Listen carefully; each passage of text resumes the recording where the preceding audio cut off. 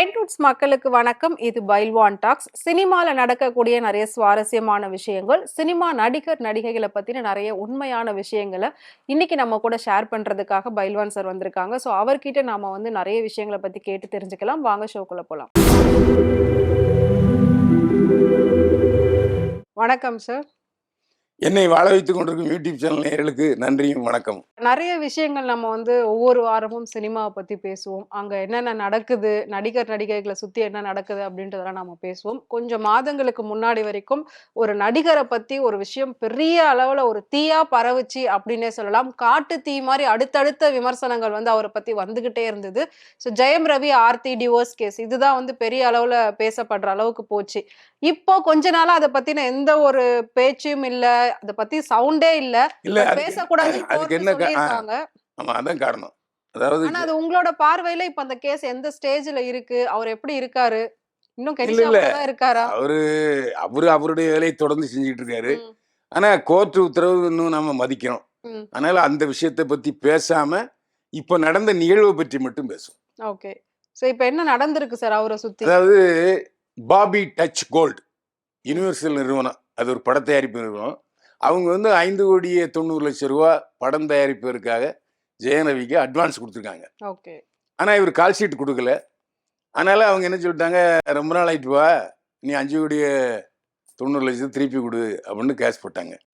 இவர் ஜெயம் ரவி கான்ட்ரவர்சியா என்ன பண்ணாரு, எனக்கு 10 கோடி ரூபா நஷ்டம் ஆகி போச்சு, 10 கோடி ரூபா நீங்க தான் எனக்கு நஷ்டம் எடுத்து தரணும்னு திருப்பி கேஸ் போட்டாரு.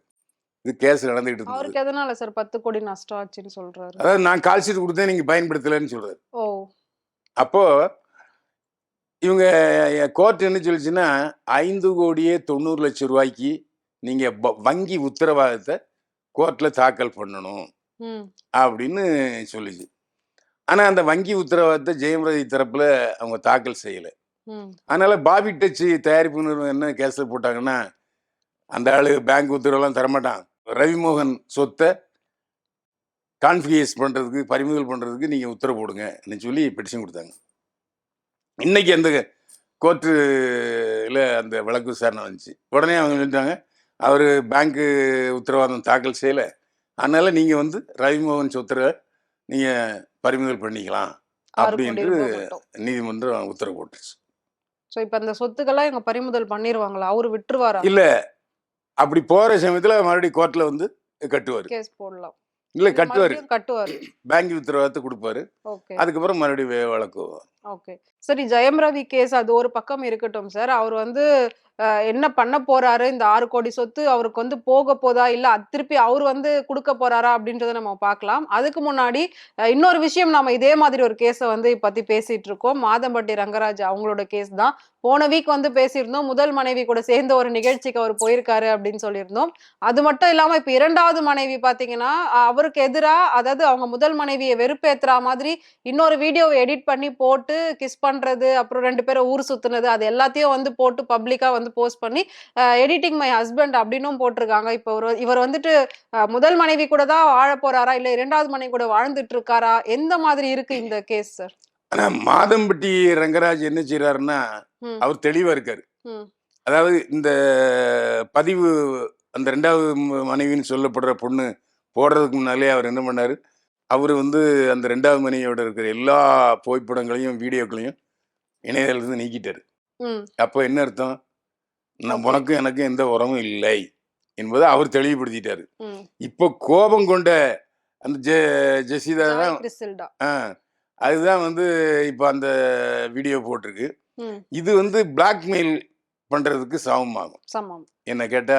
அதுதான், ஏன்னா உங்ககிட்ட இருந்து ஒரு விலகிட்டதா போட்டுட்டாரு, நீ மறுபடியும் இல்லை என் கூட தொடர்புல இருக்கான்னு போட்டான்னா இது வந்து கண்டெம்ட் ஆஃப் கோர்ட் தான் ஆகும். ஏன்னா முதல் மனைவி இருக்கும்போது 2வது மனைவி இப்படி போடலாமா? போடக்கூடாது. ஆனா இவர் வந்து கல்யாணம் பண்ணிருக்காரு. அந்த போஸ்ட் போடும் போதெல்லாம் இவர் அமைதியா இருந்துட்டு, இப்ப இந்த வீடியோக்காக வந்து அவரோட நெட் பேஜ்ல இருந்து எல்லாத்தையும் ரிமூவ் பண்றது அப்படின்றது அது எப்படி சார் பாசிபிள் ஆகும்? அது எப்படி இவங்க விடுவாங்க, இல்லாட்டி அவர் எப்படி சும்மா இருப்பாரு? இல்ல ஃபர்ஸ்ட் ஒய்ஃப் வந்து எப்படி இதுக்கெல்லாம் வந்து அமைதியா இருப்பாங்க? ஒரு விஷயம் புரிஞ்சுங்க, முதல் மனைவி இருக்கும் பொழுது அடுத்து செய்கிற எல்லா திருமணங்களும் செல்லாது, செல்லாதுதான் சார். நீங்க அதுதான் நீங்க சொல்லியிருந்தீங்க. லாஸ்ட் டைமுமே அதுதான் நம்ம பேசியிருந்தோம். மாலை யார் வேணா மாத்திக்கலாம், ஃபோட்டோ எடுக்கலாம் அப்டின்ட்டு. பட் இவர் வந்து இப்போ ரிமூவ் பண்றதுக்கான காரணம் என்ன? தொடர்ந்து ஒரு வேள இந்த பெண்ணால இவருக்கு விமர்சனத்துக்கு ஆளாகுறதுனாலயா? ஆமா. முதல் மனைவியும் சொல்லியிருப்பாங்க. ஏன்னா ம், கல்யாணத்துக்கு ஒண்ணா தான் வந்தாங்க. ம், இந்த மாரி வேண்டாங்க. நீங்க எல்லாத்தையும் ரிமூவ் பண்ணிருங்க. அப்புறம் நாம ஏன்னா அந்த பொண்ணு வந்து வக்கீலு. நாம ம். கோர்ட்ல ஆமா. பார்த்துக்கலாம். ம். நார் அடிச்சுக்கலாம்னோனே அவர் பூராத்தையும் நீக்கிட்டாரு. ஓகே. இப்ப வேணும்னே அவர உசுப்பி விடணுங்கிறதுக்காக இந்த கிஸ் அடிக்கிறது போறதெல்லாம் போட்டுருக்காங்க. இது வந்து அ முறைகேடான விஷயம் தான். ஓகே. அதாவது மாதம்பட்டி ரங்கராஜ் என்ன செஞ்சாரு, போனாருங்கிறது வேற விஷயம்.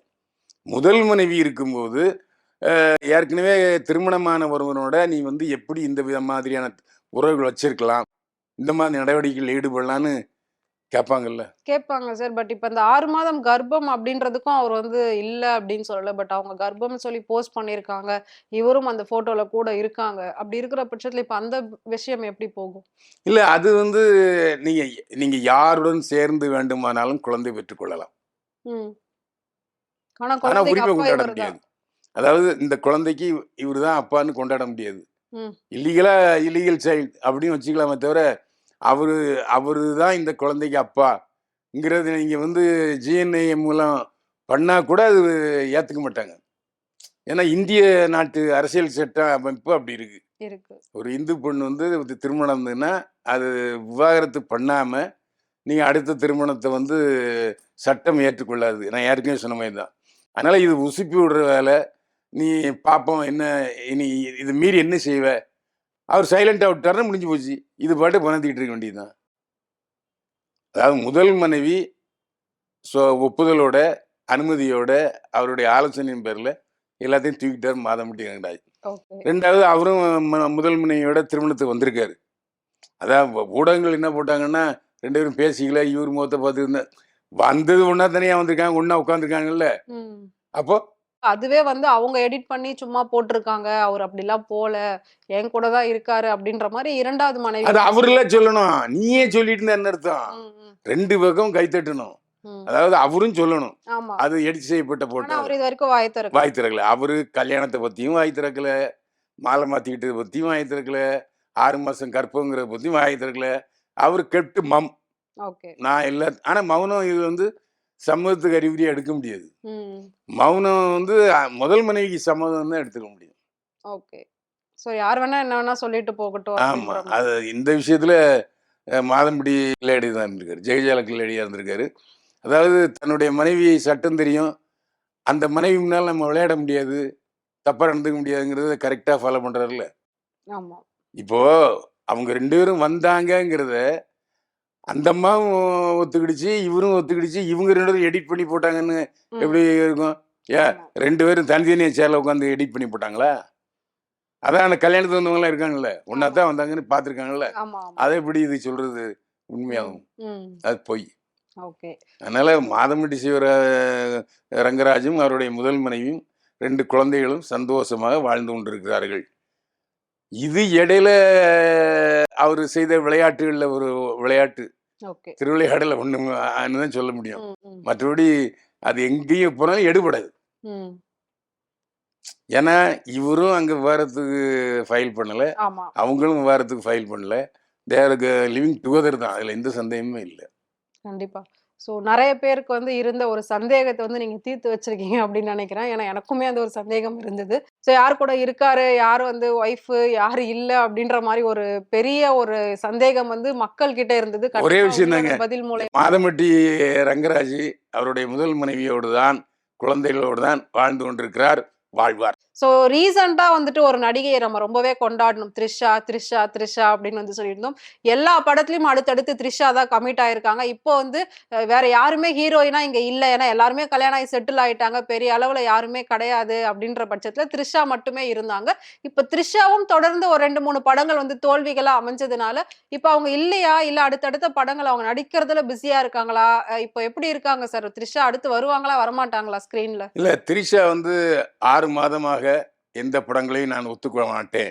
அப்படிங்கிறத அறிவிச்சது உறுதியாயிருச்சு. எதுக்கு சார் அப்படி? ஏன்னா, அஜித்தோட நடிச்ச விடாமுயற்சி, கமலஹாசனோட நடிச்ச தக் லைஃப் 2மே அட்டர் ஃப்ளாப். ம்.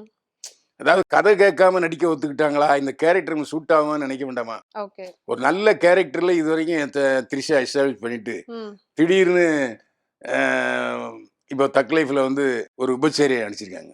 அதெல்லாம் நம்ம த்ரிஷா ரசிகர்கள் ஏத்துக்கல. ம். அதனால கதையறிவு த்ரிஷாவுக்கு கம்மியாயிட்டா என்னமோ தெரியல. அதனால புது படங்கள் எதுலயும் நான் ஒத்துக்க மாட்டேன்னு ஒரு 6 மாசம் கெப்ட் மம். ஒருவேளை வெயிட்டிங் ஃபார் நல்ல ஸ்டோரிக்கா இருக்கலாம். ம். ம். அப்படிப்பட்ட சூழ்நிலையில, இதுல வேற தரப்புல இருந்தும் பேச ஆரம்பிச்சுட்டாங்க. ம். ஏற்கனவே த்ரிஷா விஜய் கட்சியில சேர போறாரு. கான்ட்ரோவர்சியா போச்சு. ஆ ஆமா. அதனால இப்போ அது ஒரு முக்கியமான விஷயமா கூட இப்ப பேசப்படுது. எலக்ஷனுக்கு இன்னும் ஒரு 7 மாதம், 8 மாதம் இருக்கிறதுனால, அந்த கேப் இது இவங்க வந்து விஜய் கிட்ட ஆக்சுவலி கட்சிக்காக போய் ஒர்க் பண்ண போறாங்களா? எப்படி சார்? ஆமா. அதாவது ஏற்கனவே கொஞ்சம் கிரஷ் உண்டு. ம். விஜய்க்கு த்ரிஷா மேல கிரஷ் உண்டு. ம். த்ரிஷாவுக்கு விஜய் மேல கிரஷ் உண்டு. எல்லா வீடியோலையும் நம்ம பார்த்துருக்கோம். ம். இப்படிப்பட்ட சூழ்நிலையில தனியா நிக்கிறாரு விஜய். விஜய். ம். எம்ஜிஆருக்கு எப்படி ஜெயலலிதா வந்து ஹெல்ப் சப்போர்ட்டிவா பண்ணாங்களோ, இருந்தாங்க. ஆமா. அதே மாரி த்ரிஷா கட்சியில சேர்ந்து ம். அவங்களுக்கு கொஞ்சம் ரசிகர்கள் நிறைய பேர் இருக்காங்க. அதனால அவங்க பெண்கள் மனச கவர்ற அளவுக்கு பேசலாம். ம். இப்போ விஜய்க்கு வந்து பெண் ரசிகர்களை கவர்ற அளவுக்கு இன்னும் ஒரு பேச்சு பேச கொடுக்கல. மாட்டார். ஆமா. அதனால அதுவும் இருக்கலாம். அதாவது விஜய் கட்சியில சேரலாம். சேர்ந்து ஒர்க் பண்ணிட்டு ஏதாவது பதவியும் வாங்கலாம். அதுக்கான வாய்ப்புகளும் ஜாஸ்தி. ஆனா த்ரிஷா என்ன முடிவு எடுத்திருக்காருங்கிறது அவரு வாய விட்டு திறந்தா தான் தெரியும். ஓகே. ஆனா வந்து த்ரிஷா, விஜய் அந்த விமர்சனம் வரும்போது, த்ரிஷாவோட ஒரு பழைய இன்டர்வியூ வந்து பயங்கர வைரலா போச்சு. நீங்க அத பார்த்தீங்களா அப்படின்னு தெரியல. த்ரிஷா கிட்ட கேட்பாங்க, "நீங்க என்னவாகணும் அப்படின்னு ஆசை உங்களுக்கு?" அப்படி "எனக்கு நடிகையாலாம் நான் வரமாட்டேன். எனக்கு சிஎம் ஆகணும்னு ஆசை." அப்படின்னு அவங்க வந்து 90ஸ் டைமிங்லயே சொல்லியிருப்பாங்க ஆக்சுவலி. ஸோ நீங்க அத பார்த்தீங்களான்னு தெரியல. அதுக்கப்புறம் நெறைய வந்து ஜெயலலிதா அவங்க என்னென்ன பண்ணுவாங்களோ, அந்த மாரி சின்ன சின்ன விஷயங்கள வந்து இவங்க ஃபாலோ பண்றதாவுமே ஒரு நியூஸ் வந்தது. அப்படி இருக்கிற பட்சத்துல முழு மூச்சா மேபி த்ரிஷா அரசியலுக்குள்ள வர்றதுக்கான வாய்ப்புகள் இருக்கா? ஆமா. ஏன்னா அவங்க மனசுல 10 வருஷத்துக்கு முன்னாலே அந்த பேட்டி குடுத்துருக்காங்கன்னா, ம். நிச்சயமா அரசியலுக்கு வர்றதுக்கு வாய்ப்பு இருக்கு. ஏன்னா, இப்ப வெல் செட்டில்டு ஆமா. நல்ல நடிகை. நெறைய பணம் நல்ல சம்பாதிச்சுட்டாங்க. பேர் வாங்கிட்டாங்க. கல்யாணமும் ஆமா. ஆகல. ஆகல. ஸோ மக்களுக்காக நான் தொண்டு செய்றேன். இன்னும் வர்றதுக்கான வாய்ப்புகள் அதிகம். ம். அதனால த்ரிஷாவுக்கு அந்த எண்ணம் இல்லன்னு நெனச்சேன். ம். ஆனா நீங்க உறுதிப்படுத்திட்டாங்க. உங்களுக்கு ஏற்கனவே இருக்கு. நாங்க நான் வந்து சேவை செய்ய வர்றேன். ஆமா. சோ அதே மாரி ஜெயலலிதா எப்படி கோயில்களுக்கெல்லாம் யானை வாங்கி தருவாங்களோ, அதே மாதிரி இவங்க வந்து ரோபோட்டிக் யானை வந்து ஒரு கோவிலுக்காக வாங்கி தந்திருந்தாங்க. ஆமா. ஆனா அதாவது விஜய் கிறிஸ்தவர் பிறப்புல. ஆனா வளர்ப்புல இந்துவா தான் எஸ்.ஏ. சந்திரசேகர் வளர்த்தாரு. ம். ம். இன்னைக்கு எஸ்.ஏ. சந்திரசேகரும், அ திருமதி சோபா சந்திரசேகரும் முன்னூட்டியே போயிட்டாங்க. ஆமா. அதாவது தன்னுடைய மகனுக்கு ஆதரவு கொடுப்பதற்காக. அந்த அடிப்படையில த்ரிஷாவும் சினிமாவுக்கு நான் முழுக்கு போடுறேன், அரசியலுக்கு வரப்போறேன்னு சொல்றது காலம் கனியலாம். வரலாம். ஓகே. சோ நீங்க த்ரிஷா அப்படின்னு சொல்லி பேசினாலும் இன்னொரு விஷயம் வந்து எனக்கு கேட்கணும் கண்டிப்பா. என்ன அப்படின்னா, த்ரிஷா வந்து இப்ப அடுத்ததா சூர்யா கூட ஒரே ஒரு படத்துல மட்டும் தான் இருக்காங்க. அதுக்கப்புறம் தான் அவங்க வந்து ஓய்வு எடுக்க போறாங்க அப்படின்ற ஒரு நியூஸுமே வந்திருக்கு. லோகேஷ் கனகராஜ் வந்து அடுத்து ஒரு பிளான் போட்டிருக்காரு அப்படின்னு சொல்றாங்க. கண்டிப்பா நீங்க வந்து அந்த பிளான பத்தி கேள்விப்பட்டிருப்பீங்க. 46 வருஷத்துக்கு அப்புறமா திரும்பவும் கமல் பிளஸ் ரஜினி வந்து கூட்டணி சேர போறது உறுதி அப்படின்னு சொல்றாங்க. அது உண்மையா சார்? அதுல என்னன்னா, லோகேஷ் கனகராஜ். ம். கமலஹாசனுக்கு ஹிட் குடுத்தவரு. ஆமா. அ விஜய்க்கும் ஹிட்டு நம்ம சூப்பர் ஸ்டார். சூப்பர் ஸ்டாருக்கும் ஹிட் குடுத்தவரு. ம். ஸோ 2 பேரை பற்றிய ஒரு ஜட்ஜ்மெண்ட் அவருக்கு உண்டு. ம். 2 பேருமே அவர பெரிய டைரக்டர்ன்னு ஏத்துக்கிட்டாங்க. இப்போ இந்த படம் கிட்டத்தட்ட 500 கோடி வசூல் வசூல் ஆயிடுச்சு. வந்துருச்சா? ஆமா. அதனால போய் ஏற்கனவே கதை சொல்லியிருக்காரு. அப்போ ஓகேன்னு இருக்காரு. நம்ம லெட்டஸ் டூ ஆமா. ரஜினி வந்து இப்போ ஒரு ஃபங்ஷன்ல கூட சொல்லியிருந்தாரு. நடிக்க வாய்ப்பு இருந்தா நடிப்போம் 2 பேரும் சேர்ந்து ஆமா. அப்படின்னு. அது வந்து ரொம்ப நாளாவே ரஜினிகாந்த் வந்து நான் ரொம்ப நாளா எனக்கு ஒரு ஆசை. மறுபடியும் ஒரு வில்லனா நடிக்கணும். ஏன்னா நான் ரொம்ப ஒரு ரெடிமேட் ரோல்லயே பண்ணிட்டு இருக்கேன். ம். ம். ஸோ வில்லனா வேற டைப் எனக்கு யாராவது கதை கொண்டு வந்தா ஒத்துக்கிறேன்னு சொன்னாரு. அந்த அடிப்படையில் லோகேஷ் கனகராஜ் இப்போதைக்கு திட்டமிட்டிருக்கிற படி கமலஹாசன் ஹீரோ. ம். வில்லன் ரஜினிகாந்த். ரஜினிகாந்த். அதுதான் கதை சொல்லியிருக்காரு. இந்த ம். கதையை யார் தயாரிக்கிறாங்கன்னா, ரெட் ஜெயின் மூவிஸும் ராஜ்கமல். ராஜ்கமல் புரொடக்ஷன் 2 பேரும் சேர்ந்து தயாரிக்கிறாங்க. ம். ம். அதனால ஒரு பெரிய எதிர்பார்ப்பு இதுக்கு உண்டு. இன்னொன்னு என்னன்னா, இப்போ ரெட் ஜெயண்ட் மூவிஸோட அந்த சிஇஓவா வந்து இன்பநிதி அறிவிக்க போறதா ஒரு நியூஸ் ஆமா, வந்திருக்கு. ஆமா அறிவிச்சாச்சு. அவரு வந்து ஆபீஸ்லயே போய் உட்கார்ந்துட்டாரு. கலைஞர் டிவி ஆபீஸ்லயே ம். அவரு அந்த நிதி வழங்கல் அதிகாரியா பண்ணிட்டாரு. ம். ஸோ அவர் ஏற்கனவே அந்த ஃபைனான்ஸ் டிபார்ட்மெண்ட் தான் அவர் வந்து படிச்சதுன்னு நினைக்கிறேன். ஓகே. இதுல ஒரு 2 இருக்கு. ஒண்ணு இன்பநிதி நேரடியா சினிமால கதாநாயகன் நடிக்கிறாரு ம். அப்படின்னு ஒரு பேச்சு அடிபடுது. ம். அது முதல்ல நடக்குதா? இல்ல ரஜினிகாந்த், கமலஹாசன் இணைந்து நடிக்கிற படம் முதல்ல நடக்குதாங்கிறது தெரியல. ம். ஆனா எனக்கு என்னமோ உதயநிதி ஹீரோவா நடிக்கிற படம் தான் முதல்ல ஆரம்பிப்பாங்கன்னு நினைக்கிறேன். ஏன்னா எலெக்ஷன் பக்கத்துல வருது. இன்பநிதி சொல்றீங்களா? உதயநிதி. இன்பநிதி இன்பநிதி. இன்பநிதி உதயநிதி அவர்களுடைய பையன். மகன் ம். இன்பநிதி ம். ம். சினிமால கதாநாயகன் நடிக்கணும்னு அனௌன்ஸ்மெண்ட் வந்துருச்சு. ஸோ எலெக்ஷன் வேற ஏப்ரல் மாதம் வரதுனால 3 மாசத்துல அந்த படத்தை எடுத்து விடுவாங்கன்னு நான் நினைக்கிறேன். ஏன்னா ஆரம்ப காலத்துல திமுகவுடைய நட்சத்திர பேச்சாளர் உதயநிதி ஸ்டாலின் மட்டும்தான். ம். அவர் தான் அந்த எம்பி எலெக்ஷன்லாம் அதிகமாக ஒர்க் பண்ணி பேசியிருப்பாரு. அதிகமாக ஜெயிக்க வச்சவர். அதனால தான் அவர் அரசியலுக்கு மறுபடி வந்தார், எம்எல்ஏ ஆனார். அதே மாதிரி இவரையும் கொண்டுடணும். அதாவது சினிமா மூலமாக அறிமுகமாயிடுச்சு, அதுக்கப்புறம் அரசியலுக்கு வந்தால் போதும், இழுத்துக்கணும். இல்லைன்னா யாரும் தெரியாது இல்லை. ஆமா. அந்த அடிப்படையில் 2 ஆப்ஷன் இருக்கு. உதயநிதி ஹீரோ ஆகிற படம் முதல்ல வெளிவருதா, ரஜினிகாந்த் இல்லைன்னா கமல்ஹாசன் கதாநாயகன் நடிக்கிற லோகேஷ் கண்ணா இயக்கிற படம் வரப்போகுதாங்கிறது பின்னால தான் தெரியும். ஏன்னா 2வது எடுத்த எடுப்புல அந்த ஃபுல் ஸ்க்ரீன் பிளே 2 பேருமே கேட்பாங்க. ஆமா. 2 பேருமே அதாவது கமல்ஹாசன் விட்டு கொடுக்க மாட்டாரு, ரஜினிகாந்த் கூட விட்டு கொடுக்கலாம். ஏன்னா ரஜினிகாந்துக்கு சீனியர் கமல்ஹாசன். அப்போ அவர் ஹீரோன்னு ஒத்துக்கிட்டு கரெக்டு தான். ஸோ அது எப்படி திரைக்கிறது என்னங்கிறது 2 பேரும் சேர்ந்து முடிவு பண்ணுறதுக்கும் 1 வருஷம் ஆகலாம். ஏன்னா டிஸ்கஷன் போகணும், அது நிறைய வேலை இருக்குது. அது வேற சம்பளம் வேற எக்கச்சக்கமாக கேட்பாரு லோகேஷ் கனகராஜ். பெரிய பட்ஜெட்டு. இப்போ இது வந்து 350 கோடி பட்ஜெட்டு கூலி, அது கிட்டத்தட்ட 600 கோடி பட்ஜெட்டே வரும்.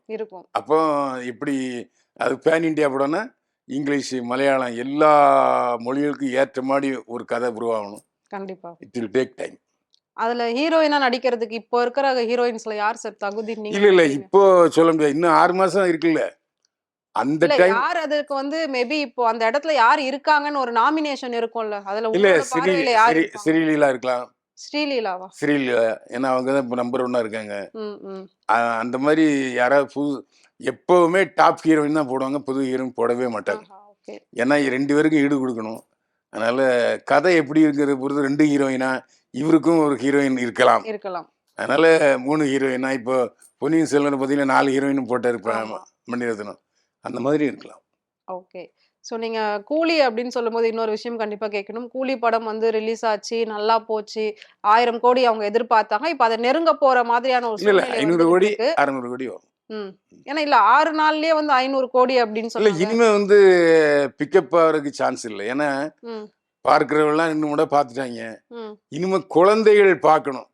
அவங்களுக்கு இப்போதான் ஒரு ஃபீல் வருது, நம்ம உண்மையிலேயே யூஏ, அதாவது வயசுக்கு வந்தவங்களும் பார்க்கலாம், வராதவங்களும் பார்க்கலாங்கிற மாதிரி ஒரு சர்டிஃபிகேட் வாங்கியிருந்தோம்னாக்கா இன்னும் ஒரு 100 கோடி ஏனால வந்து அந்த 18 இயர்ஸ்க்குள்ள இருக்கு. ஆமா, அதாவது நிறைய மால்ல வந்து விட மாட்டேன்ட்டாங்க. சின்ன சின்ன தியேட்டர், டிஸ்ட்ரிக்ட் தியேட்டர்ஸ் எல்லாம் விட்டாங்க தவிர மற்றபடி மால் தியேட்டர்லாம் இன்னும் குழந்தைகளை வெளியே அனுப்பிட்டாங்க. அது ஒரு பெரிய குறையா இருக்கு. ஸோ அதுக்காக வந்து அவங்க வந்து இப்போ ஹைகோர்ட் அணுகுனாங்க, சன் பிக்சர்ஸ். இந்த மாதிரி எங்களுக்கு மறுபடியும் சென்சார் பண்றோம், நீங்க வந்து எங்களுக்கு யூஏ கொடுங்க அப்படின்ட்டு. உடனே சென்சாருக்கு நோட்டீஸ் அனுப்புனாங்க. சென்சார் வக்கீல் வந்து சொல்லும்போது என்ன சொன்னாங்கன்னா, இது எங்கள் மேலே தப்புன்னு இல்லைங்க, நாங்கள் ஏற்கனவே நீங்கள் சண்டை காட்சியுடைய நீளத்தை குறைச்சிங்கன்னா, அதனுடைய வீரியத்தை கொடுமையை கட் பண்ணிங்கன்னா நாங்கள் யூஏ கொடுக்கணும் தான் சொன்னோம். ஏன் நாங்கள் அதெல்லாம் கட் பண்ண மாட்டோம், அப்படியே இருக்கும் சண்டை காட்சின்னு சொன்னால தான் நாங்கள் ஏ சர்டிஃபிகேட் கொடுத்தோம். ஏ சர்டிஃபிகேட் சன் டிவி கேட்டே வாங்கியது. இப்போ எதுக்கு இப்படி அவசர வழக்கா விசாரிக்க சொல்கிறாங்கன்னு உடனே கோர்ட் என்ன பண்ணிட்டு, அவசர வழக்கெல்லாம் விசாரிக்க முடியாது, இன்னும் தூக்கி தள்ளுபடி பண்ணிட்டு அதாவது தள்ளி வச்சிருக்காங்க. இதுக்கிடையில் இனிமேல் அது பாசிட்டிவாக ஜட்ஜ்மெண்ட் வந்தாலும் சரி, நெகட்டிவாக ஜட்ஜ்மெண்ட் வந்தாலும் சரி, அது ஒன்றும் செய்யாது. ஏன்னா செப்டம்பர் மாதம் ஓடிடியில் ரிலீஸ் ஆகுது. கூலி வந்து 126 கோடி ரூபாய் எடுத்துருக்காங்க. ஸோ அவங்களும் ஆதாயம் பெறணும் இல்லையா? அதனால செப்டம்பர் 20th வாக்கில் ஓடிடியில் வெளியாகுன்றாங்க. அதனால இந்த ஜட்ஜ்மெண்ட்டு வந்து பிரயோஜனம் இருக்குமா இல்லையாங்கிறது தெரியல. ஓகே. சோ கூலி படத்துக்கு வந்து இப்போ ஜட்ஜ்மென்ட் வருமா? அதாவது இப்போ நம்ம பெரியவங்க சொல்லுவாங்க, டேய் விட்டம் இருக்கு, ம். குனிஞ்சு போ அப்படிம்பாங்க. ம். போனோம்னா இடிச்சிரும். இடிச்சிரும். அது மாதிரி தான் இப்போ சன் டிவிக்கு. ஓகே. முதல்ல சரி ரைட்டு ரஜினிகாந்த் படம் ஏசிடின்னா கொஞ்சம் கஷ்டமா இருக்கும் சொல்லியிருந்தாங்கன்னா அந்த பிரச்சனை வந்திருக்காது. ம். இவங்களா ஏசிடி கேட்டு இவங்களா மறுபடியும் சென்சார் பண்றோம், நீங்க ஈஏ கொடுங்கன்னு சொன்னா எப்படி? ஆமா. ஓகே. அதனால ஒரு குழப்பத்துல இருக்கு. ஓகே. சோ டிஸ்ட்ரிபியூட்டர் சொல்லியிருப்பாங்க, எங்களுக்கு கொஞ்சம் அதை எடுத்து விட்டா நல்லா இருக்கும்ட்டு. ம். இதை முதலே சொல்லிருக்கோண்டே அவங்களும். ஆமா. ஃபர்ஸ்ட்டே பண்ணியிருந்தா இந்நேரம் இன்னும் கொஞ்சம் வசூல் அதிகமா இருக்கும். ஃபேமிலியோட போய் பார்க்குற மாரி இருந்தா. ஆ, அதான். ஓகே. ஸோ அவங்க எதிர்பார்த்த மாதிரி கூலி வந்து எந்த அளவுக்கு வரப்போகுது? அடுத்து சர்டிஃபிகேட் மாறி வருமா? ஓடிடில ரிலீஸ் ஆகும்போது அதோட வரவேற்பு இன்னும் எப்படி இருக்கும்? எவ்வளோ வசூல் வரும்? அப்படின்றதையும் நம்ம வந்து வெயிட் பண்ணி பார்க்கலாம். ஸோ சார் வந்து நெறைய விஷயம் வந்து இன்னைக்கு பேசியிருந்தீங்க. முக்கியமா வந்து மறுபடியும் மீண்டும் வந்து ஒரு 46 வருஷத்துக்கு அப்புறமா லோகேஷ் கனகராஜ் மூலியமா வந்து ரஜினி, கமல் 2 பேரும் ஒன்றிணைய போறத பத்தியும் உறுதியா வந்து நீங்க சொல்லியிருக்கீங்க.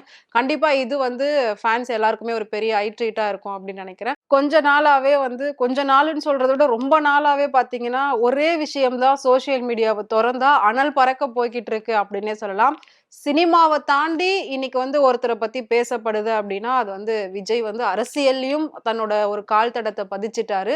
அந்த அளவுக்கு சினிமாவுல எந்த அளவுக்கு ஒரு அமோக வரவேற்பு விஜய்க்கு இருந்ததோ, அத விட பல மடங்கு அரசியல்ல இருக்கு அப்படின்றத நிரூபிக்கிற மாதிரி, தொடர்ந்து அவர பத்தின பேச்சுகளும், அவர் கட்சிய பத்தின பேச்சுகளும் தான் ரொம்ப அதிக அளவுல போயிட்டு இருக்கு. இன்னொன்னு என்ன அப்படின்னா, முக்கியமா வந்து நடக்க போற 2வது மாநில மாநாடு, அதுதான் ஒரு பெரிய பேசு பொருளா வந்து போயிட்டு இருக்கு. தமிழ்நாடு அரசியல தாண்டி இந்திய அரசியலே வந்து திரும்பி பார்க்க வச்சிருக்காரு விஜய் இந்த மாநாடு மூலியமா அப்படின்னு வந்து ஒரு பேச்சு போய்க்கிட்டு இருக்கு. அந்த மாநாடுக்கான வேலைகள் எந்த அளவுக்கு போகுது? அது எப்படி நடக்கும்? உங்களோட பார்வையில நீங்க வந்து அத எப்படி பார்க்குறீங்க சார்? அதாவது அரசியல் களமும் சினிமா களமும் ஒன்றாகி விடாது. ம். ஏன்னா அது 3 மணி நேரம். 3 மணி நேரம் 4 fight, 2 குத்துப்பாட்டு, 4 melody song, love song இருந்ததுன்னா அவன் பார்த்துட்டு சந்தோஷப்பட்டு கைத்தட்டி வந்துருவான். ம். அரசியல் அப்படி அல்ல. நீங்க என்ன பேசுறீங்க? நாட்டுல என்ன அரசியல் போகுது? எதை பேசணும்? எதை பேசக்கூடாதுங்கிறதெல்லாம் அனலைஸ் பண்றது. ஆமா. அதனால அது வேறு, இது வேறு. இப்போ எல்லாரும் என்ன சொல்றாங்கன்னா, எம்ஜிஆர் சினிமாவில் நடிச்சிட்டு அரசியல் ஜெயிக்கலையா? ஆமா. டேய் அப்ப டிவி கிடையாதுடா, யூடியூப் கிடையாது. செய்தி கொண்டு சேகரிக்கிற சாதனங்கள் ரொம்ப கம்மி. டிவியில பார்த்தா தான் உண்டு, பேப்பர்ல பார்த்தா தான் உண்டு. அதனால நாலனா விற்கிற அலைவோசை எம்ஜிஆர் செய்தியை போட்டதன் காரணமாகவே ₹1 வித்துச்சு. அது வேற தளம், இப்ப வேற தளம். ஏன்னா அப்போ எம்ஜிஆர் படத்துல லாஜிக்கே பார்க்க மாட்டேன், நான் பார்க்க மாட்டேன். இப்ப பாத்தீங்கன்னா 108 கேள்வி கேட்கிறான். இந்த கேள்விக்கெல்லாம் லோகேஷ் கனகராஜ் பதில் சொல்லுது. ஆமா. அந்த அளவுக்கு ஃபாஸ்டா போயிட்டாங்க ரசிகர்கள். எனவே சினிமாவையும் அரசியல் களத்தையும் ஒண்ணாக்க முடியாது. அதுக்கு உதாரணம் என்ன, கமலஹாசன். அதாவது விஜயகாந்தை விட கமலஹாசன் சீனியரு, நல்ல வெற்றி படங்களை கொடுத்தவர், நல்ல சினிமா ஞானம் உள்ளவர். ஆமா. அப்பேற்பட்டவரே ஒரே ஒரு சீட்டுக்காக ஸ்டாலின் காலில் போய் விழுந்து கட்சி அடகு வச்சிட்டாரு. ஆமா. ஃபினிஷ்.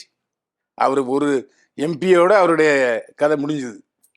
அப்படிப்பட்ட சூழ்நிலையில விஜய் இன்னைக்கு எடுத்துக்கிட்டீங்கன்னா ஒரே ஒரு விஷயங்க, ராகுல்கிட்ட பெர்மிஷன் கேட்டுக்கிட்டே இருக்காரு, சந்திக்கணும்னு விஜய். ஆமா. ஆனா ராகுல் ரிஜெக்ட் பண்ணிக்கிட்டே இருக்காரு. ம். அவருடைய சக்சஸ், அவருடைய எதிர்பார்ப்பே காங்கிரஸ் நம்மளோட வந்ததுன்னா, தமிழ்நாடு வெற்றி கழகத்தோட வந்ததுன்னா நிச்சயமா நாம வந்து ஒரு ஃபியூச்சர் நமக்கு இருக்கு, ஒரு வெற்றி கழகத்தை போயிடலாம் அப்படிங்கிற நினைப்புல இருக்காரு. அதுவே க்ளோஸ் ஆயிடுச்சு. 2வது, இப்போ எம்ஜிஆர் இருக்கும்போதே ஒரு 5 எம்எல்ஏக்கள் அவர் எதிர்கட்சியா இருக்கும்போதே வந்துட்டாங்க. ஆமா. அவர் வந்து எல்லா மாவட்டத்திலையும் ஒரு ஃபவுண்டேஷன் இருந்தது. எம்ஜிஆர் மன்றம்னு ஒரு மிகப்பெரிய ஆலமரம் இருந்துச்சு. எம்ஜிஆர் மன்றமா திமுகவான்னு பார்க்கும்போது திமுகவை விட எம்ஜிஆர் ரசிகர்கள்லாம் திமுக அதிகமாக வளர்த்துருக்காங்க. இதை அதிகமாக பேச வேண்டியதில்லை. ஆனா இப்படிப்பட்ட சூழ்நிலையில நீங்க வந்து பூலாவரி சுகுமாரன் வந்து தன்னுடைய கட்சி தொண்டன் கொலை செய்யப்பட்டான் அப்படின்ன உடனே எம்ஜிஆர் பறந்து போனார், போய் ஸ்பாட்ல பார்த்தார். அங்கதான் எம்ஜிஆருக்கும் தொண்டர்களுக்கும் உள்ள ஒரு பிணைப்பு உறவு தெரிஞ்சுது. நேத்து இறந்து போயிட்டான் ஒருத்தன், மின்சார வயர் தாக்கி இறந்து போயிட்டான். அவன் காலேஜ் ஸ்டூடெண்ட். இவர் என்ன செஞ்சிருக்கணும், ஒரு அறிக்கை விட்டுருக்கலாம். நேர்ல போறதுக்கு முடியலன்னா கூட இன்னைக்கு தான் போறாருன்னு கேள்விப்படுறேன். அப்படிப்பட்ட சூழ்நிலை அறிக்கை விடலாம். இல்ல தன்னுடைய கட்சி தொண்டர் இல்ல அவருக்கு பேர இருக்கிற புஷியானது பஸ்ஸியானது அவரை கூப்பிட்டு நீ அந்த அவர் ஊருக்கு போய் ஏதோ செஞ்சுட்டு வாயான்னு சொல்லலாம். ஆன்னு சொல்லலை. இன்னைக்கு பாத்தீங்கன்னா, அதாவது அது 100 அடி உயர கம்பம். அப்போ அதை எப்படி பேலன்ஸ் பண்ணணும், எப்படி சும்மா சாதாரணமா ஸ்க்ரூ போட்டு டைட் பண்றானுங்க. தவறு அந்த பிக்சேஷன்ல இருக்குதுதான். அப்படியே சாஞ்சிட்டு அந்த 3 நட்டு போட்டு அந்த 3 நட்டு வெயிட்ல நிக்குமா? அது கூட தெரியாம மானம் நடத்திட்டு இருக்காங்க பரதேசிங்க. இன்னைக்கு ஒருத்தன் இன்னோவா காரு சுத்தமா அவுட்டு, அவன் பாவம் அழுதுட்டு என்ன செய்யறதுன்னு முழிக்கிறான். ஏன்னா வீட்டுக்கு போறாங்கன்னா பொண்டாட்டி திட்டுவா, அப்பயும் திட்டுவான், அவன் ஆத்தா திட்டுவா. ஏன்டா போய் அவ்வளோ பெரிய லட்சங்களில் உள்ள காரை போய் நாசப்படுத்திட்டு வந்து உனக்கு தேவையாம்பாங்க. அப்போ அவன் சொல்ல முடியாமல் இது பண்ணிட்டு இருக்கான். அப்போவாவது சரிங்க அந்த இன்னொரு காரை நாங்கள் புதுசாக கொடுப்போம், இல்லை அதுக்கான செலவு நாங்கள் ஏற்றுப்போம் சொல்லணுமா இல்லையா? ஆன்னு சொல்லலை. ஆனால் ஒரு ப்ளஸ் பாயிண்ட் என்னன்னா, மதுரையில் உள்ளவங்க எல்லாருமே இப்போ கடந்த 3 நாளாக அதை ஒரு வேடிக்கை பார்த்துட்டு இருக்காங்க. ஏன்னா ஏதோ ஒரு ஷூட்டிங் நடக்க போற மாதிரி. ஆமா, மேடை வந்து சின்னதா இருக்கு, அந்த பரபரப்பு அவ்வளவு பெரிய நாற்காலியில கொண்டு போட்டிருக்காங்க. பச்சை பசேல்னு இவரு நடந்து போறதுக்கு ஒரு ராம்ப் வாக் ஸ்டேஜ். ஆமா, அது வந்து நம்ம வேற என்ன, அந்த சாமியார் இருக்காருல்ல, கோயம்புத்தூர் சாமியார் ஈஷா யோகா, அவரும் அதே மாதிரி டான்ஸ் ஆடுவாரு. அதுக்கப்புறம் இதெல்லாம் நான் பார்த்துருக்கேன். மக்களோட மக்களா இருக்க வேண்டியதுன்னு, மக்கள்கிட்ட பயமா? நீ வந்து மேடை போட்டுட்டு அப்படியே ஹாய் ஹாய்ன்னு சொல்லிட்டு போறதுக்கு ஷோகேஸா? நாட்டில் எவ்வளவு பிரச்சனை இருக்கு. இன்னைக்கு முதல் பிரச்சனையே விலைவாசி. விலைவாசியை பத்தி இது வரைக்கும் விஜய் பேசியிருக்காரா? சொல்லுங்க. நமக்கு தெரியுது எவ்வளவு கஷ்டம். ஒன்றும் இல்லை, நான் இப்போ வரும்போது ஆட்டோக்காரர் சொன்னாரு, இந்த எஃப்சியாவே எடுத்துருக்கலாம் சார், நாங்கள் விடியல் வருது, எவ்வளோ கஷ்டமா இருக்கு சார் எங்களுக்கு. அது மட்டும் இல்லை, நேத்து போட்ட ரோட்ல இன்னைக்கு மறிச்சிடறான், நாளைக்கு வேற பகுதியில் விட்டுட்டு இருக்காங்க. இந்த டிராஃபிக் சென்னையில் ரணகலப்படுத்திட்டாங்க. எங்க பார்த்தாலும் குண்டும் குழியுமா நாஸ்தி பண்ணிட்டாங்க. அப்ப அதுவே போதாதா? இன்னைக்கு சென்னை உடைய ரோடு எப்படி இருக்கிறது என்பதுதான் திமுக ஆட்சிக்கு உதாரணம். உரைகள் போய் பாரு, எல்லா ஊர்லயும் இப்படிதான் இருக்கு. அந்த மாதிரி இதையெல்லாம் நீங்க சொல்லணும்னு நாங்க ஜனங்க எதிர்பார்க்கிறோம். ஆனா நீங்க என்ன சொல்லிட்டு இருக்கீங்க? முன்ன நேற்று பேசுறது இன்னைக்கு பேசுறதுல, இன்னைக்கு பேசுறது நாளைக்கு பேசுறதுல. இப்போ உதாரணமா மோடிஜி எவ்வளவு நேரம் பேசினார் சுதந்திர போராட்டத்துல, எவ்வளவு நேரம் பேசினார், ரெக்கார்ட் பிரேக் பண்ணிட்டாரு. 10 நிமிஷம் எழுதி கொடுத்தது உங்களால படிக்க முடியல. ஃபயரா பேசிட்டு போயிடுறாரு உடனே. யாரு ஃபயரா பேசுனா? விஜய் ஒரு 10 நிமிஷத்துல எல்லாத்தையும் முடிச்சுட்டு போயிடுறாரு. ஆமா, என்ன 10 நிமிஷத்துல பேச வேண்டிய அரசியலா அது? சட்டசபையில எம்ஜிஆர் 3.5 மணி நேரம் பேசினாரு மைக் இல்லாமலே. மைக் எடுத்துட்டாங்க. அப்படிப்பட்ட சூழ்நிலையில நீங்க என்ன செய்யணும்? ஜனங்களை ஈர்ப்பதற்கு என்ன செய்றீங்க? நீங்க இவ்வளவு தூரம் செலவு பண்றீங்களே, இந்த செலவை வேற எதுக்காக பண்ணலாம்ல? 10 பள்ளிக்கூடம் கட்டி கொடுக்கலாம். இந்த சிவகுமார் பண்ற மாதிரி அகரம் ஃபவுண்டேஷன் வச்சு தயார் பண்ணலாம். நீங்க பண்ணிருக்கீங்க, நான் இல்லைன்னு சொல்ல. இப்போ மாவட்டம் தோறும் அதிகமா இருக்காங்களே செஞ்சுட்டு இருக்கீங்க. இதே மாதிரி நிறைய பணிகள் இருக்கு. இப்போ அன்னைக்கு வந்து துப்புரவு பணியாளர் போய் பார்த்தாங்க. ஒன்றும் இல்லை, அவங்களுக்கு ஒரு 100 யூனிஃபார்ம் தச்சு கொடுத்துருக்க வேண்டியதானே. இப்போ எம்ஜிஆர் மலைக்கோட்டு வாங்கி கொடுத்தாரு. அந்த மாதிரி அன்னைக்கு இன்னைக்கும் சொல்கிறேன், மலைக்கோட்டு வாங்கி கொடுத்தாருங்க அப்படின்னு. அந்த மாதிரி விஜயிடம் நாங்கள் நிறைய எதிர்பார்க்குறோம். அவர் அந்த எதிர்பார்ப்புகளை பூர்த்தி செய்ய தவறிட்டாருங்க தான் இதுவரைக்கும் தெரியுது. இதுவரைக்கும் சினிமா கிரேஸை வச்சு நீங்கள் வந்து அரசியலில் ஷைன் பண்ணவே முடியாதுங்க. அது தவறான போக்கு. இப்போ இன்னைக்கு நாம் தமிழர் கட்சி தலைவர் சீமானுக்கும் என்ன அர்த்தம்? அவர் ஒரு 4-5 படத்துல ஹீரோவா நடிச்சிட்டாரு. அவரும் 4-5 படத்துல ஹீரோ நடிக்கலாம், அவரும் கஷ்டம்தான். தமிழ் எவ்வளவு நாளை வண்டி ஓட்டிட்டு இருப்பாரு. அதனால சினிமா வந்து உங்களை கொண்டு செல்கிறது, உங்களை கொண்டு போய் சேர்க்குது. ஆனா சேர்த்த பிறகு நீங்க என்ன செய்றீங்கிறது அரசியல்ல ஆமா. உங்களுக்கு ரெஸ்பான்ஸ் கிடைக்கும். அது இல்ல. இன்னைக்கு இப்ப இவ்வளவு பெரிய மாநாடு நடத்துறாரு. ஷேர் குடுக்க மாட்டேன்ட்டான். ஆமா. ஒப்பந்தத்துல ஷேர் தர மாட்டேன்ட்டான். என்ன சொல்றான்? யோ நீங்கலாம் சேர்ந்து உடைச்சு புடுவீங்கன்னு. இன்னைக்கே அங்க தண்ணி போட்டு ரகளை பண்ண ஆரம்பிச்சிட்டாங்க. ம். உள்ளுக்குள்ள போட்டு டான்ஸு, பாட்ட போட்டுட்டு ஆடுறது, போறது. அப்போ இன்னும் உங்களுடைய தொண்டர்கள் ரசிகர்களாக இருக்கிறார்களே தவிர, இன்னும் தொண்டர்ங்கிற அளவுக்கு மெச்சூரிட்டி ஆகலைங்கிறது தான் எல்லா விஷயமும் தெரியுது. ஒரு இப்போ நான் நேர்ல பார்த்தேங்க. இதயக்கனி படம் ஷூட்டிங் நடக்குது. எங்க மைசூர்ல கூர்க்கு மலையில. இந்த ம். காஃபி தோட்டம் மாடியில. ம். பயங்கர கூட்டம். ஷூட்டிங் நடத்த முடியாதுன்னு ஆரவாரப்பட்டு சொல்லிட்டாங்க. என்ன பண்றதுன்னு வந்து நிக்கிறாங்க. வந்த உடனே அந்த ஸ்டைல்ல இந்த கருப்பண்ணாடி போட்டு அந்த சினிமா கெட்டப்லாம் வந்தாரு. அப்படி வணக்கம் போட்டு அப்படி அப்படி வாங்கன்னாரு. 10 நிமிஷத்துல இறங்கி வந்துட்டாங்க. ம். அதுதான் ஒரு தலைவனுக்கு தொண்டன் தர்ற மரியாதை. தலைவன் அதே மாதிரி கச்சமச்ச கச்சமச்ச பேசிட்டே இருப்பாங்க. எம்ஜிஆர் பேச ஆரம்பிச்ச உடனே சைலண்ட் ஆயிரும். அதுதான் தலைவனுக்கும் தொண்டனுக்கும் உள்ள ஒரு கட்டுப்பாடு. உங்கள்ட்ட அந்த தொண்டன்ட்ட கட்டுப்பாடு இல்லையே இல்லையா? ஆமா. சொல்லுங்க. அது இன்னைக்கு நிறைய பேர் புலம்ப ஆரம்பிச்சிட்டாங்க. தண்ணி இல்ல. நாங்க வந்து இங்க தங்குற இடம் கேட்டா, எதுக்கு தங்குறீங்க? எத்தனை பேர் வந்துருக்கீங்கலாம் கேள்வி கேட்குறாங்க.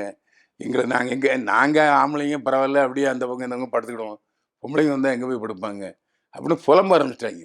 ஸோ முன்ன வந்து தகவல் தொடர்பு சாதனங்கள் கம்மியா இருந்தது. ஸோ இந்த மாதிரி விஷயங்கள்லாம் வெளியே தெரியாம இருந்தது. இப்போ தகவல் தொடர்பு சாதனங்கள் ரொம்ப அதிகமாயிடுச்சு.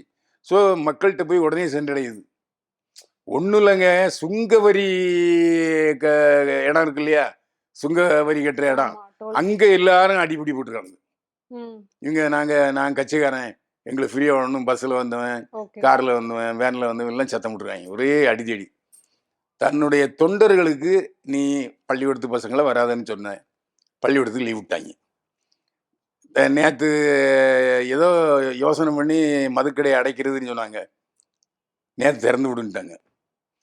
இப்படிப்பட்ட சூழ்நிலையில நாளைக்கு எவ்வளவு ரப்சர் நடக்கும். ஆமா. மற்ற கட்சிகளிலிருந்து வித்தியாசமாக நாங்கள் தமிழ்நாடு வெற்றி கழகத்தை நடத்துவேன்னு சொல்றீங்க. அப்போ உங்க ஆள்கிட்ட சொல்லணும்ல, சைலண்டா இருக்கணும், அமைதியா இருக்கணும் சொல்றீங்க. ராணுவ கட்டுப்பாடோட நடக்கணும்னு நீங்க சொல்றீங்க. ஏவன் கேட்குறேன்? அவர் பாட்டு சொல்லிட்டு போறியாங்க. அப்போ அந்த அரசியல் தலைவருக்குரிய ஒரு அணுகுமுறை உங்ககிட்ட இல்ல, அவன்கிட்டயும் நீ சொன்ன கேட்கணுங்கிறது இல்ல. அப்புறம் என்ன நீ மாநாடு நடத்தி என்னத்த பண்ண போறீங்க? சொல்லுங்க. ஒண்ணும் ஏன்னா அடுத்து ஒரு நாள்ல விநாயகர் சதுர்த்தி வருது. அதுக்கெல்லாம் அவன் கொண்டாட போணும். அவன் வீட்டுக்கு போய் சேரணும். எதுக்கு? முதல்லே உங்களுக்கு விநாயகர் சதுர்த்தி வேண்டாம். அதுக்கு முன்னாடி ரொம்ப முன்னாடி இப்போ 15ஆந்தேதி அந்த 16ஆந்தேதி 17ஆந்தேதி வாக்குல வச்சிருக்கலாம். அப்போ அவங்களுக்கு ஒரு வாரம் கேப் கிடைக்கும். இப்போ கேப்பும் இல்ல. முடிஞ்ச உடனே விநாயகர் சதுர்த்தி கொண்டாட போணும். இதெல்லாம் யோசிக்காமயே மாநாடுன்னு அறிவிச்சிடுறீங்க. சரி, உங்க கட்சியில வந்து நீங்க ஒரே ஒரு புஷி ஆனந்துங்கிறத தவிர வேற யாராவது இன்னைக்கு தெரியுதா? சரி, இன்னைக்கு டிவிலயாச்சும் உங்க கட்சியில உள்ள பிரமுகர்களை யாராவது அந்த இது பேசுறதுக்கு அழைக்காங்களா? என்ன காரணத்தினாலயே தெரியல. தமிழ்நாடு வெற்றி கழக பேச்சாளர்களை யாரும் கூப்பிடுறதும் இல்ல. அப்படி ஒரு நிலைமையில தான் இன்னைக்கு வந்து தமிழ்நாடு வெற்றி கழகம் இருக்கு. ஆமா. தமிழ்நாட்டு மக்கள் விஜயிடம் நிறைய எதிர்பார்க்கிறார்கள். அந்த எதிர்பார்ப்பை கொஞ்சம் கூட பூர்த்தி செய்யாம கேர்லெஸ்ஸா போயிட்டு இருக்காரு விஜய். இதான் இன்னைக்கு நாட்டு நடப்பு. ஓகே.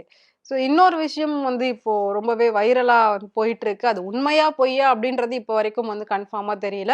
சோ விஜய்க்கு அகைன்ஸ்டா சூர்யாவையும் வந்து திமுக அரசு வந்து களமிறக்க போறதா ஒரு நியூஸ் வந்து பரவிக்கிட்டு இருக்கு. அது உண்மையா சார்? ஆமா, நேத்து அது நிறைய யூடியூப்ல போட்டாங்க. சூர்யா வர்றதுக்கான வாய்ப்பு இருக்குங்களா? இல்ல அது இன்னைக்கு சூர்யா நற்பணி கழகம் சொல்லிட்டாங்க. ம். எங்க தலைவருடைய கோட்பாடே வேறப்பா. ம். நாங்க அரசியலுக்கு வரமாட்டோம். ம். நாங்க சேவை செய்வோம். எல்லாரையும் படிக்க வைப்போம். அதான் எங்களுடைய வேலை. ம். அரசியல் நிச்சயமா சூர்யா வரமாட்டாருன்னு சூர்யா நற்பணி மன்ற கழகத்திலிருந்தே லெட்டர் பேர்ல அறிக்கை விட்டுட்டாங்க. ஓகே. 2வது அவரு சிவகுமாரும் அதை விரும்ப மாட்டாரு. ம். இவர் ஏதோ அப்பாவுடைய விருப்பத்தை மீறி ஜோதியாவை கல்யாணம் பண்ணிட்டாரு. அது சொந்த வாழ்க்கை. ஆமா. அது பிரச்சனை இல்லை. ஆனா இது வந்து அரசியலுங்கிறது அவருடைய சினிமா கேரியரையும் பாதிக்கும். ஆமா. அதனால அவரு இந்த ஒரு விஷயத்துலயாவது அப்பா பேச்சை கேட்பாரு. அதனால அண்ணன் சூர்யாவும் சரி, கார்த்தியும் சரி, அவங்க வந்து அரசியலுக்கு இப்போதைக்கு சிவகுமார் பேச்சை கேட்டுட்டு வரமாட்டாங்க. Okay sir. ஸோ மாநாடு நெறைய பெரிய பிரம்மாண்டமா நடந்துகிட்டு இருக்கு. அது தெரியும். இப்ப அதுல வந்து அந்த கொடி கம்பம் சாய்ஞ்சத பத்தி நீங்க ஃபர்ஸ்ட்டு சொல்லியிருந்தீங்க. இவ்ளோ பெரிய கம்பம் சாய்ஞ்சிருச்சு. மேபி நாளைக்கு அந்த கூட்டத்துல அது சாய்ஞ்சிருந்தா, அதுல எவ்ளோ பேர் வந்து அதான் இறந்திருக்கக்கூடிய சொல்றேன். வாய்ப்பு அதான் இருந்திருக்கும். ஆண்டவன் வந்து சோதிச்சிருக்காரு. ம். பெரிய இன்னைக்கு ஒரு இன்னோவா கரோட போச்சு. ஆமா, இது விழுந்த இடத்துல ஒரு 4, 5 பேர் இதானா என்ன ஆயிருக்கும்? ஆமா. 100 அடி உயரம் அந்த அந்த கம்பம் உடைஞ்சு அந்த இன்னோவா கார் மேல விழுந்தத நான் பார்த்தேன். அந்த வீடியோல பார்த்தேன். ஓகே. அவ்வளவு கேர்லெஸ்ஸா பண்ணியிருக்காங்க. முதல்ல வந்து அந்த ஃபவுண்டேஷன் யார் அத ஃபிட் பண்ணாங்களோ, அவங்க பேர்ல இது கோளாறு. ஏங்க ஒரு 5 நட்டு பண்ணணும். அந்த நட்டு வந்து இப்படி இருக்கு. அப்ப அந்த வெயிட் அந்த நட்டு இந்த 2 நட்டு போடும்போது அந்த பக்கம் 3 நட்டு ஃப்ரீயா இருக்கும்ல. அது புடுங்கிட்டு வந்துருச்சு. ஓகே. அது நல்லா தெரியுது.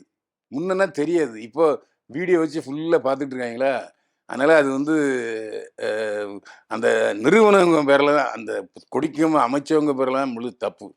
சும்மா கேர்லெஸ்ஸா நெனச்சுட்டாய்ங்க. 100 அடி கம்பங்கிறது 10 அடி கம்பம் மாரி ஆமா. நெனச்சுட்டாய்ங்க. அப்படி பண்ணிறக்கூடாது. அது அவங்க தப்பு தான். ஆனா போலீஸ் நிச்சயமா வழக்கு தொடருவாங்க. ஓகே. ஸோ நீங்க வந்து தமிழக வெற்றிக் கழகம் அப்படின்னு வந்து மக்கள் நெறைய பேர் ரொம்ப கண்மூடித்தனமா இதுதான் அப்படின்ற மாதிரி வந்து எல்லாரும் யோசிச்சுட்டு இருந்தாங்க.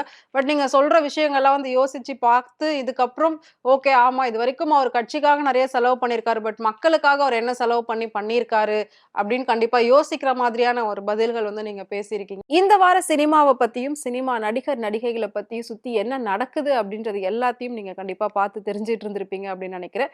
இதே மாதிரி அடுத்த ஷோல நான் உங்கள மீட் பண்றேன். அதுவரைக்கும் உங்களிடமிருந்து விடைபெறுவது உங்கள் நிரோஷா.